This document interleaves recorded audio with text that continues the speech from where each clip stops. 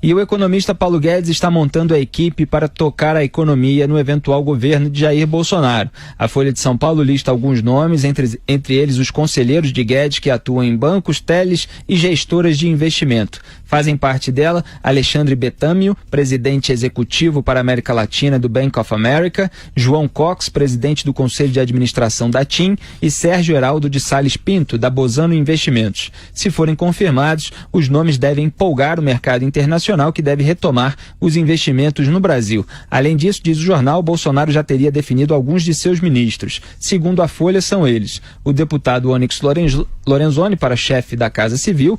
Esse ele já tinha antecipado na entrevista para o Augusto, né? Foi. O Stravos Chantopoulos, da Associação Brasileira de Educação à Distância para Cultura e Educação.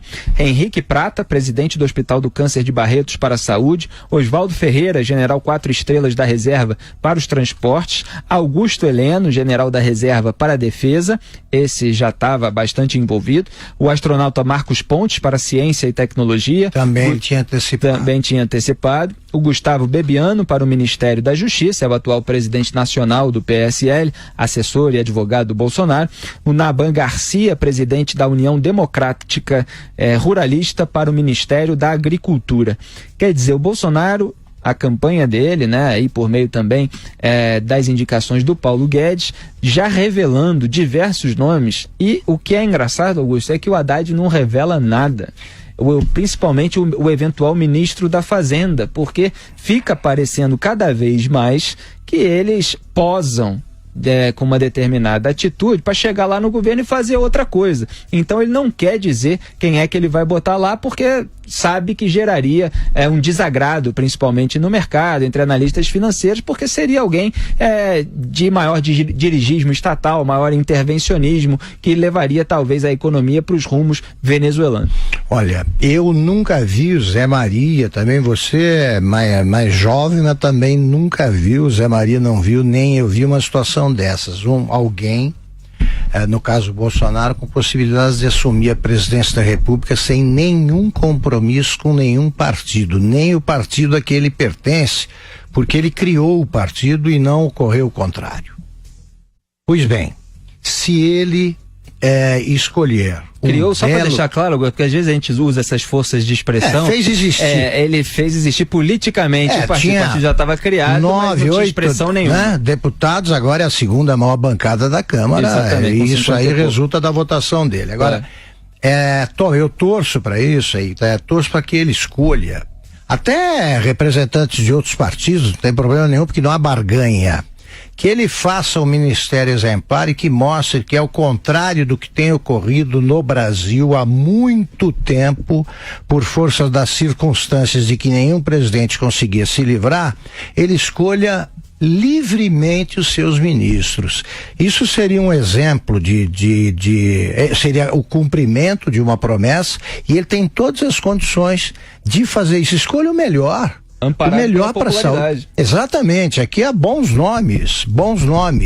E eu acho que deve fazer isso, e também com certas indicações ele vai vencer resistências de pessoas que fazem restrições ao Bolsonaro e vai tranquilizar os que votaram no Bolsonaro, achando que era a única maneira de impedir a volta do PT. Esse tipo de movimento, que é perfeitamente legítimo e saudável, é o que deve ser feito, e divulgar antes a composição do ministério, eu acho muito saudável. Exatamente. E Zé Maria Trindade, quando a gente lê essa lista, e eu li aqui os cargos que ocupam esses potenciais indicados, todos são quadros técnicos relacionados ao cargo para o qual eles estão sendo indicados. Se você faz uma comparação aí com o governo Michel Temer, com a Dilma, é bastante diferente, né? Porque era muita indicação política de toma lá da cá. O único que é mais político aqui é o deputado Onyx Lorenzoni, mas que está indicado para chefe da Casa Civil, que em geral é um cargo mais político mesmo. Tanto que a Dilma Rousseff queria nomear o Lula para ele obter foro privilegiado justamente para a Casa Civil. No governo do PT, quem ocupava a Casa Civil era o José Dirceu. O critério era o prontuário, porque só bandido passou pela Casa Civil. Agora o Onyx o deputado Onyx Lorenzoni, repito, teve um comportamento exemplar na CPI dos Correios que devassou o escândalo do Mensalão. E na da Petrobras também, tem os vídeos no YouTube. Fala lá, Zé. Todas as indicações de um presidente da República são políticas, né? São indicações políticas. E ele foi eleito politicamente exatamente por isso, né? Para fazer as indicações. Sempre se cobra por aqui o tal Ministério de Notáveis. O que significa isso? São pessoas que se destacam na sociedade, né? Na sua atividade e que são indicados politicamente pelo presidente, né? Mas que não são produto de uma barganha, de uma troca indecente, de interesses pessoais ou de grupos fora do interesse geral. Então, dizem por aqui que Michel Temer perdeu uma grande oportunidade. Ele poderia ter feito isso, né? O tal Ministério de Notáveis. Ele indicasse politicamente alguns ali, os aliados que ajudaram a fazer o impeachment da ex-presidente Dilma, mas que reservasse os ministérios da Educação, o Ministério da Saúde, né, o Ministério da Justiça, o Ministério dos Transportes, por pessoas do meio e pessoas que reconhecidamente têm o apoio da sociedade. Então pega um grande médico que fez um grande trabalho no país, não só tecnicamente médico, mas através de uma política boa para a saúde, que é o caso do diretor-presidente lá do Hospital do Câncer de Barretos, que atende como se fosse um hospital público. Não é uma entidade que presta um grande serviço, né, ao país, porque não é regional. Lá estão pessoas do Brasil inteiro e às vezes de outros países. A maior excelência no combate ao câncer e no controle, não é só no combate, mas também no controle, que tem um processo de atendimento avançado e tal, e é muito bom. O Henrique é muito bom, e ele não vem no bojo de um acordo político, porque todos sabem que se ele for ministro da Saúde, os partidos políticos serão atendidos normalmente como qualquer outro, né? Mas que não haverá domínio da verba pública para atender campanha política, né? Então eu acho muito importante que isso seja adotado. É o caminho correto, e não aquelas trocas de dar a Roberto Jefferson o ministério tal para ele montar aquele grupo, né? Como foi o caso do Ministério do Trabalho. Eu acho importante, e esta coragem, porque isso é uma coragem de antecipar, né? Quem antecipa uma nomeação dessa, naturalmente está expondo a críticas e mostrando o que pretende. Agora, Felipe Augusto, isso já foi entendido na política como arrogância, você nomear, né, auxiliares e ministros antes da vitória.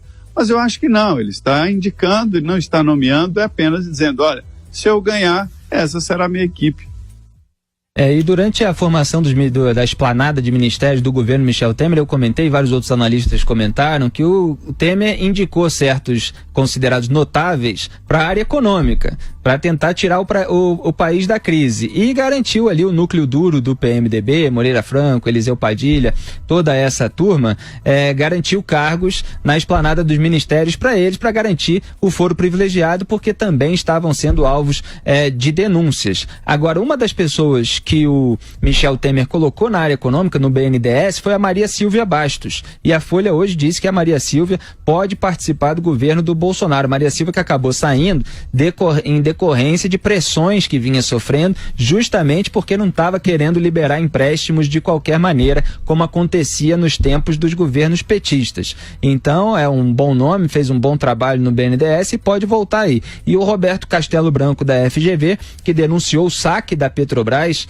pela organização criminosa ali do Petrolão durante os governos do PT, deve assumir o comando da estatal. O comando da Petrobras, portanto, pode ser do Carlos Castelo Branco, da FGV, em eventual governo do Jair Bolsonaro. Vários nomes surgindo. Agora, esses políticos que acharam que é arrogância, pode botar na seguinte conta aí: ou eles queriam indicar alguém para o ministério, ou eles são contra o Bolsonaro. É muito legítimo, e criticar, tudo bem. Agora, cobram levantam a suspeita, o PT vive alimentando a suspeita de que o perigo da eleição do Bolsonaro é que ele aí vai mostrar as garras e nomear pessoas aí que são todas favoráveis à ditadura e ao golpe de Estado, etc, fascismo, etc. Aí ele antecipa a divulgação de nomes que estão aí agora expostos aí à devassa, pode investigar o passado, o presente, ver o que eles fizeram de errado e tal. Ele antecipa isso aí e a turma também se queixa. É exatamente por isso que eu disse que ele está assumindo em condições excepcionalmente favoráveis, caso vença o segundo turno, ele estará assumindo. Por quê? Porque ele pode nomear quem quer, sim. E a chiadeira acaba assim que acabar o processo de nomeação de ministros. O Brasil se sente mais confortável com isso e eu, por exemplo, sempre fui favorável ao que se faz na Inglaterra, que é você ter um gabinete fantasma lá da oposição. Porque enquanto um partido governa, é regime parlamentarista, o outro mostra o que faria, com quem faria as coisas se chegasse ao poder. Isso é transparência. Isso é muito bom. E que moral teria o Fernando Haddad para criticar aí os nomes do Jair Bolsonaro se ele não mostra os dele? Quer dizer, não indica nem o seu eventual ministro da Fazenda. Felipe. O Lula ainda não resolveu lá na cadeia, né? Não quer indicar o nome porque sabe que vai ser criticado, porque sabe que o mercado não vai gostar, porque o PT sempre quer mais intervencionismo estatal. Agora o bicho vai pegar!